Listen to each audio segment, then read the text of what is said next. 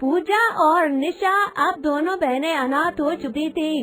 उन दोनों बहनों की माँ अब इस दुनिया में नहीं थी। उनके पिता ने किसी और से शादी कर ली थी और उन दोनों बहनों को ऐसे ही छोड़ दिया था। पूजा दी, पहले पहले पापा हमें छोड़कर चले गए और अब माँ भी हमें छोड़कर इस दुनिया से चली गई। हम तो बिल्कुल अनाथ ही हो गए पूजा दीदी। अब तो हम इस दुनिया में बिल्कुल ही अकेले हो गए। आखिरकार अब हमें किसके साथ रहेंगे? हाँ निशा, तुमने बिल्कुल सही कहा। मामा जी हमें अपने साथ शहर ले जा रहे हैं। अब बस हम उनके साथ ही रहेंगे। तू चिंता मत कर। हाँ बच्चों, तुम सब अपना सामान जल्दी से बांध दो। हम सभी शहर के लिए निकलने वाले हैं। दोनों बहनें अपने मामा के साथ अपने शहर वाले घर में आ जाती हैं, लेकिन उन्हें देखकर उनकी मामी बहुत ज्यादा भड़क जाती है और कहती है, अरे तुम्हारा दिमाग खराब हो गया है क्या? तुम अपनी बहन के दाह संस्कार में क्या चले गए? तुम तो वहाँ से ये 2 आफत उठा कर ले आए। आखिरकार इनका खर्चा पानी और सेवा कौन करेगा? मैं नहीं करने वाली। क्या तुम पागल हो गए हो? रेखा, ये कैसी बात कर रही हो? तुम आखिर इन दोनों का ऐसा कैसे कह सकती हो? इन दोनों का इस दुनिया में मेरे अलावा है ही कौन? मैं कुछ नहीं जानता। एक काम करो, तुम इन दोनों को यहाँ रखो, ठीक है? सुहानी और ब्रिजेश, यहाँ आओ। ये लो, ये ब्रेड लेकर उन दोनों बहनों को दे दो, खा लेंगी। पर माँ, आप तो कह रही थी कि ये ब्रेड खराब हो चुकी है, इसकी एक्सपायरी डेट निकल चुकी है। इस ब्रेड को तो आप बाहर फेंकने वाले थी, फिर आप उन दोनों बहनों को खाने के लिए क्यों दे रही हो? अरे फेंकने से अच्छा इन दोनों बहनों को दे दूं। अब मैं इन्हें बचा कुचा दूंगी।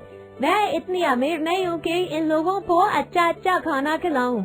जा, ये ब्रेड ले जाकर उनको दे दे। रेखा उन दोनों बहनों को बचा कुचा वह ब्रेड खाने के लिए दे देती है। कुछ देर बाद रेखा के दोनों बच्चे और अनाथ बहनें आपस में बातें करने लगते हैं। तभी पूजा दीदी, आखिर ऐसा क्या हुआ था आपकी माँ के साथ जो उनकी मौत हो गई? ठंड की वजह से मम्मी की तबीयत बहुत ज्यादा खराब हो गई थी और हमारे पास इतने पैसे नहीं थे कि हम हमारी मम्मी का अच्छे से इलाज करा सके और उनकी दवाई ले सके, और ठंड और बीमार की वजह से ही हमारी मम्मी मर गई। हे लड़कियों, यहाँ रोना धोना बिल्कुल नहीं चलेगा। ये हमारा घर है, कोई धर्मशाला नहीं जहाँ तुम अपनी मन मर्जी का गाना गाओगी। मेरे बच्चों के सामने अगर गरीबी और भूखमरी की बात की ना तो मुझसे बड़ा कोई नहीं होगा।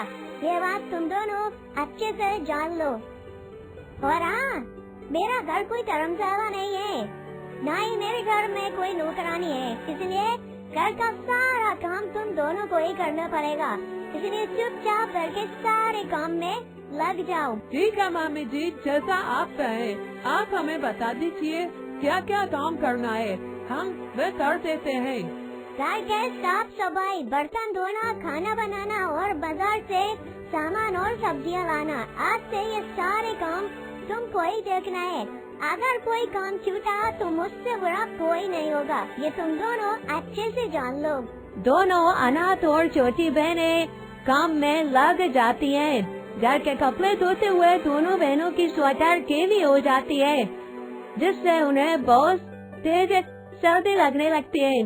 सर्दी ज्यादा लगती है, इसलिए वह अपनी मामी से कहती है, मामी जी देखो ना, कपड़े धोने की वजह से मेरी स्वेटर गीली हो गई। अगर आपके पास कोई और स्वेटर हो तो हमें दे दीजिए, हमें बहुत ज्यादा ठंड लग रही है। क्या कहा तुम दोनों ने? कोई और स्वेटर दे दूं? अरे मेरे पास कोई दान पेटी नहीं खुली है जो मैं तुमको नई नई चीजें निकाल कर दूं। जो स्वेटर है उसी को सुखाकर पहन लो, मेरे पास कोई दूसरी स्वेटर नहीं है। समझे तुम दोनों? मम्मी, आखिर आप ऐसा क्यों बोल रही हो? मेरे पास इतने ज्यादा स्वेटर हैं, पूरी अलमारी पुराने स्वेटर से भरी हुई है। आप उनमें से कोई भी दे दीजिए इन्हें। देख शिवानी, अगर तूने ज्यादा मुझसे चपड़ की ना, तो इस नए साल पर मैं तुझे कोई नई स्वेटर और कोई भी नई चीज नहीं दिलाने वाली, समझी? केवल तेरे भाई को ही नई स्वेटर दिलाऊंगी, इसलिए चुपचाप रहे। मम्मी, मुझे इस बार नए साल पर एक नई साइकिल चाहिए। मुझे नई साइकिल दो ना। ठीक है मेरे बेटे, तू चिंता मत कर, मैं तेरे पापा को बोल दूंगी, वे तुझे नई साइकिल दिला देंगे, ठीक है? देखा, तुम्हारा दिमाग तो खराब नहीं हो गया है? अभी मैंने शिवानी को मेकअप का सामान लेकर दिया था और वीडियो गेम भी दी थी। अब साइकिल, मेरे पास क्या पैसे पेड़ पर उग रहे हैं? क्या तुम जानते नहीं हो मेरा काम कितना मद्दा चल रहा है? तुम्हारा दिमाग खराब हो गया है क्या? अरे जी, तो क्या हुआ? थोड़ा बहुत पैसे बचे होंगे, हम कमा भी तो हमारे बच्चों की खुशी के लिए ही रहे हैं। बस मुझे कुछ नहीं सुनना, मैंने जो कह दिया सो कह दिया। वह दोनों अनाथ बच्चियाँ अपनी मामा और मामी की बातें सुन रही होती हैं। गरीब मासूम दोनों बहनें सर्दी में अपनी वही पुरानी स्वेटर सुखाने के लिए मजबूर होती हैं। वह अपनी स्वेटर सुखा रही होती है ताकि उसे फिर से पहन सके। पूजा दीदी, मामा मामी बिल्कुल भी अच्छे नहीं है। मुझे तो लगा था कि हम शहर आएंगे तो अच्छे से रहेंगे, लेकिन मामी हमसे बहुत ज्यादा काम करवाती हैं और हमसे प्यार से भी बात नहीं करती हैं। पूजा दीदी, मुझे यहाँ पर नहीं रहना, मुझे यहाँ पर नहीं रहना, हम घर चलते हैं पूजा दीदी। दोनों बहनें फूट फूट कर रोने लगती हैं। अगले दिन दोनों बहनें बाजार से सामान लेकर आ रही होती हैं और वह सामान लेकर घर पर रख देती हैं और यहाँ पर उनके मामा और मामी नए साल की पार्टी में जाने की तैयारी कर रहे होते हैं और वह बिना कुछ बोले ही नए साल के पार्टी में चले जाते हैं। वहीं दूसरी तरफ निशा बीमार हो जाती है क्योंकि उसे सर्दी लग चुकी होती है और उसे तेज बुखार होता है। दादी, पूजा दी, मुझे बहुत तेज ठंड लग रही है, बुखार में मुझे बहुत तेज ठंड लग रही है, हाथ पैर बहुत ज्यादा दर्द कर रहे हैं पूजा दीदी। निशा, तू परेशान मत हो, तू जल्दी से ठीक हो जाएगी।